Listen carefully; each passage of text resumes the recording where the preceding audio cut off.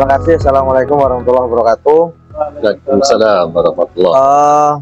Jadi dari apa yang sudah disampaikan Nasir tadi berkaitan apa inovasi yang terbaik untuk bisa mengembangkan lembaga pendidikan di SMK.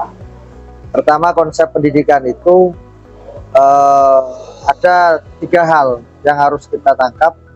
Pertama, responsif, kemudian adaptif, dan inovatif. Responsif ini bagaimana kita bisa membaca peluang sekitar kita, merespon keadaan yang ada di sekitar kita, untuk bisa kita jadikan ukuran bagaimana memproses pendidikan ini bisa menjadi sesuai dengan kebutuhan yang ada di lapangan. Di samping juga harus adaptasi terkait dengan perkembangan yang ada di sekitar kita, termasuk inovatif yang paling penting, karena dalam inovasi ini butuh kecerdasan berpikir untuk bisa membaca peluang-peluang. Apalagi SMK ini kan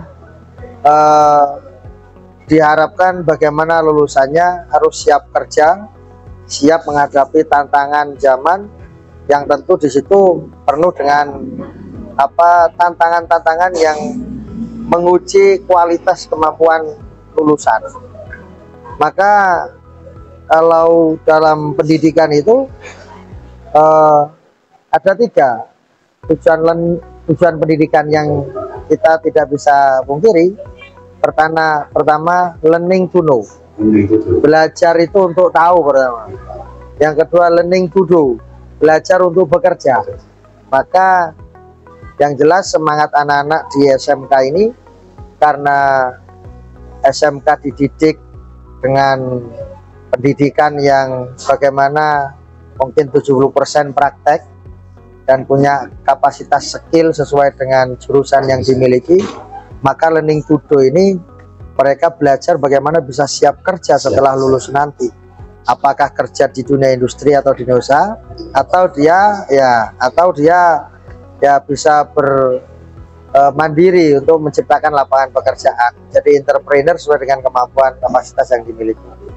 Yang ketiga, learning to behave in civil society.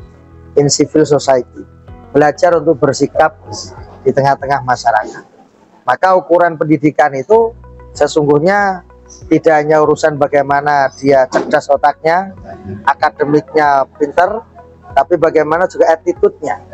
Maka ukuran pendidikan kan urusan kognitif, kemudian fisikomotorik sama afektif. Nah, itulah tujuan keberhasilan pendidikan tidak lepas dari bagaimana merubah pola pikir, pola perilaku, dan tentu yang paling penting bagaimana dia bisa bermanfaat dengan ilmu yang dimiliki di tengah-tengah masyarakat. Sehingga ini senada dengan moto di SMK. Jadi SMK Nurul Taqwa punya moto terampil dalam bekerja, mandiri dalam usaha, ibadah tujuan utama. Ya, terampil dalam bekerja ini kan didasarkan dengan skill, kemampuan yang itu bisa didapat dari hasil belajar di lingkungan SMK. Ada yang jurusan perhotelan, jurusan tata muka, otomotif, kemudian PKJ.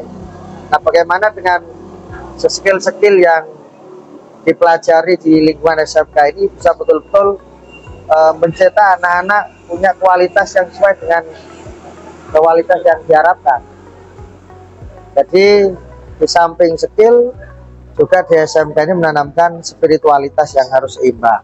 Karena SMK Nurul Taqwa berada di lingkungan pondok pesantren. Ya, terampil dalam bekerja, mandiri dalam usaha.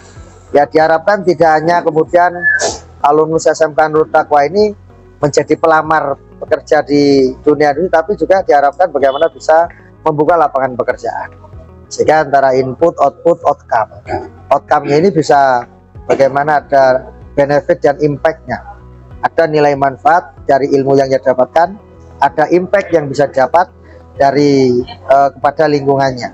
Sehingga dengan menjadi alumni, harapan kita ya bagaimana bisa mandiri dalam bekerja, dan yang terakhir ibadah tujuan utama. Ibadah tujuan utama ini ya segala yang kita lakukan ini kalau diniati baik tidak lepas dari nilai ibadah.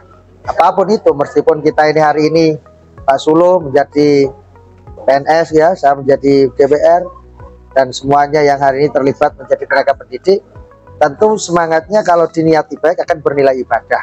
Meskipun terlihat urusan dunia, tapi kalau niatnya baik akan bernilai ibadah. Maka itu semangat yang kita sampaikan, yang kita kuatkan kepada anak-anak didik, agar supaya SMK Nurul Taqwa ini tidak hanya mampu dalam urusan skill, tapi juga mapan dalam urusan spiritual. Cara saya itu, terima kasih.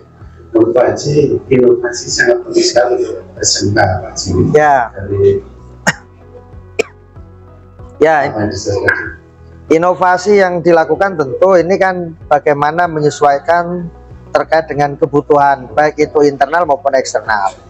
Inovasi yang harus dilakukan bagaimana ada yang namanya strategi intensifikasi, inovasi pembelajaran, inovasi layanan yang berikan bisa akses secara mudah. Ini penting, termasuk juga inovasi eksternal. Bagaimana tadi ada semangat membuat inkubasi usaha wirausaha, sehingga SMK ini lebih mendekatkan kepada masyarakat, mendekatkan kepada alumni, sehingga apa yang dilakukan SMK ini betul-betul real, tidak hanya sekedar jargon. Tidak. Cara saya itu, terima kasih.